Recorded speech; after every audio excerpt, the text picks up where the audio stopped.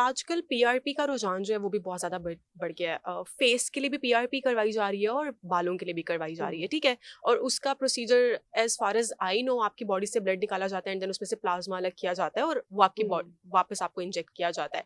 लेकिन अब बहुत सारे सैलून्स पर भी ये काम करना शुरू कर दिया गया है। और ये कितना इफेक्टिव प्रोसीजर है और किन लोगों को लेना चाहिए फेस के लिए या हेयर के लिए, और ये जो सैलून्स वाले कर रहे हैं वो कितना डेंजरस हो सकता है?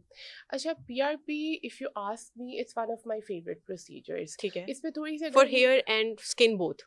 Overall okay. ओवरऑल और आपको डाउन द लाइन पता चलेगा कि ना सिर्फ इसकी यहाँ पे एप्लीकेशंस है, वुंड हीलिंग में भी इसकी एप्लीकेशंस है। ठीक है। क्योंकि पीआरपी में जब हम प्लाज्मा सेपरेट करते हैं, basically PRP stand for platelet rich plasma. ठीक तो है। उसमें प्लेटलेट्स होते हैं।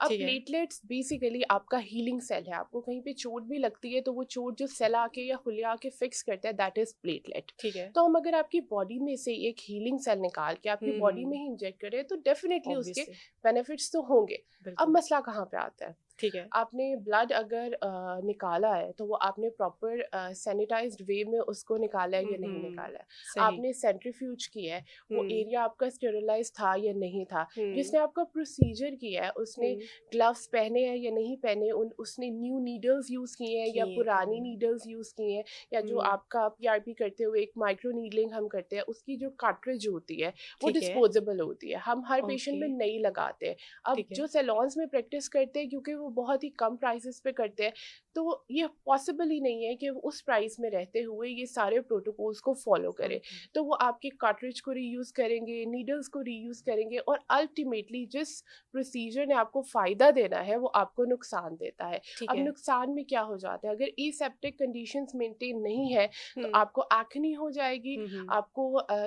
पूरी बॉडी में भी इन्फेक्शन हो सकता है। ठीक इवन है। अगर उसकी जो डेप्थ है वो माइक्रो नीडलिंग कार्ट्रिज की वो ज़्यादा रखी है तो हम्म। आपकी डीप स्कारिंग हो जाएगी। ओहो। So on and so fourth. So it's ठीक वेरी है। इंपॉर्टेंट कि आप एक ट्रेन प्रोफेशनल की तरफ जाए। और दूसरा ये कि जो प्लाज्मा सेपरेट करने का प्रोसीजर है उसके लिए एक आपको प्रॉपर मशीनरी और वो सब हम्म, रिक्वायर्ड है। तो आई डोंट थिंक कि मैंने किसी सैलून पे वो देखी है। आई डोंट नो कि वो कैसे प्लाज्मा सेपरेट हम्म, करें कि नहीं। अच्छा, अब क्योंकि हम पीआरपी की बात करें और आपने कहा कि उसमें हीलिंग पावर्स होती हैं, हम्म, तो निक्रोसिस, हम्म, एक्चुअली मेरी जो छोटी सिस्टर है उसको निक्रोसिस हो गया। She use some ointment recommended by hmm, a dermatologist. Hmm, और वो जब रात को लगाकर वो सोई और सुबह उठी तो उसकी skin like full thickness burn जो था वो गया हुआ हम्म, था and we went to doctor and he told us के इसको हम्म, निक्रोसिस हो गया। उसके ऊपर उन्होंने काफी देर उसको ट्रीटमेंट करने के बाद और हम्म, उसकी पीआरपी की, जिसकी वजह से उसको बहुत ज्यादा बेनिफिट हम्म, हुआ और अब वो काफी, बट हम्म, उसका अभी भी एक बहुत बड़ा सा स्कार रह गया है। हम्म, तो व्हाट डू यू सजेस्ट कि निक्रोसिस, ऑब्वियसली मैंने देखा कि बहुत सारे पेशेंट्स में कॉमन है सेम इसी वजह से हम्म, कि आप लोग उल्टे पुल्टे ट्रीटमेंट्स ले रहे हैं, आपको हम्म, नहीं पता कि उसके क्या बेनिफिट्स हैं। हम्म, तो इज इट क्योरेबल और नॉट? डेफिनेटली, बट उसमें ये इम्पॉर्टेंट है कि आप किस स्टेप के ऊपर उसको आइडेंटिफाई कर रहे हैं और किस ठीक है। स्टेप के ऊपर आप उसकी इंटरवेंशन कर रहे हैं। ठीक अगर है। तो बहुत ही इनिशियल स्टेजेस में आपने उस चीज़ को आइडेंटिफाई कर लिया है, if you went to the right person, तो इट्स वेरी पॉसिबल कि आप उसको रेक्टिफाई कर सकते हैं। हम्म। इट्स इम्पॉर्टेंट कि अभी आप ये भी समझें कि जो डायबिटिक फुट एक कंडीशन होती है, जी जी डायबिटिक्स में जी। होती है। अब उनमें क्या होता है कि जो उनकी ब्लड सप्लाई है वो कट ऑफ हो जाती है, जिसकी ठीक है। वजह से हाँ, अगर बिल्कुल उनको ऐसे।